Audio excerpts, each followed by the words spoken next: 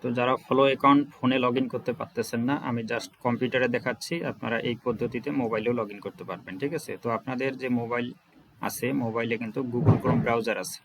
তো আপনারা Google Chrome ব্রাউজারটা open করবেন। ওপেন করার পরে আপনারা করবেন কি, এই যে থ্রি ডট আছে, এই নর্মাল ব্রাউজারে লগ ইন করবেন না, আপনার থ্রি ডট এসে ইনকগনিটো নিউ ইনকগনিটো উইন্ডো অথবা ব্রাউজার, এই ব্রাউজারটা, ঠিক আছে, নিউ ইনকগনিটো আপনাদের ফোনে পাবেন থ্রি ডটে ক্লিক করার পরে।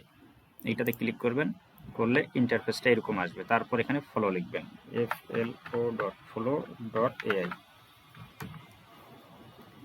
follow.ai অথবা ফলো লিখবেন। সরি, follow.ai লিখবেন না, ফলো লিখবেন শুধু। আমরা আগে অফিসিয়াল ওয়েবসাইটে প্রবেশ করব। ঠিক আছে, আপনারা শুধু ফলো লিখবেন। শুধু ফলো লিখলে তাদের ওই অফিসিয়াল ওয়েবসাইটটা আসবে, তারপরে এটার উপরে ক্লিক দিবেন। এই ওয়েবসাইটে ঢোকার পরে ক্রিয়েট উইথ ফলো,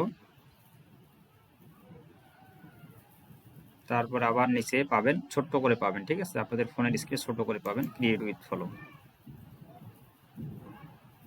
তারপর এখানে ফলোর যে ইমেল এবং পাসওয়ার্ডটা আমি দিই, ইমেলটা দিবেন, নেক্সট, তারপর পাসওয়ার্ড দেবেন, নেক্সট, আপনার অ্যাকাউন্ট 100% লগ ইন হবে। তবে এখানে একটু অসুবিধা, যে ফোনে আপনাকে বারবার লগ ইন করতে হবে। সেটা হচ্ছে, ধরেন একবার আপনি লগ ইন করলেন, 1 ঘন্টা 2 ঘন্টা 5 ঘন্টা কাজ করেন, কোনো সমস্যা নেই। কিন্তু পরবর্তীতে যখন আপনি বের হয়ে চলে যাবেন, তখন আবার যখন লগ ইন করতে যাবেন, তখন হয়তো আপনাকে আবার এই একই পদ্ধতিতে আবার গুগল ক্রোমে আসার পরে থ্রি ডট ইনকগনিটোতে গিয়ে ইমেল পাসওয়ার্ড দিয়ে লগ ইন করে লাগতে পারে। আপনি দিনে একবার লগ ইন করলেই হবে। ঠিক আছে, তো এটা প্রাইভেট ব্রাউজার, এই কারণে এই প্রবলেমটা। আর যদি নর্মাল ব্রাউজার হইতো, তাহলে আপনারা অ্যাড টু হোম স্ক্রিন করতে পারতেন, কিন্তু এই ইনকগনিটো এই ব্রাউজারে অ্যাড টু হোম স্ক্রিন করার সিস্টেমটা নাই।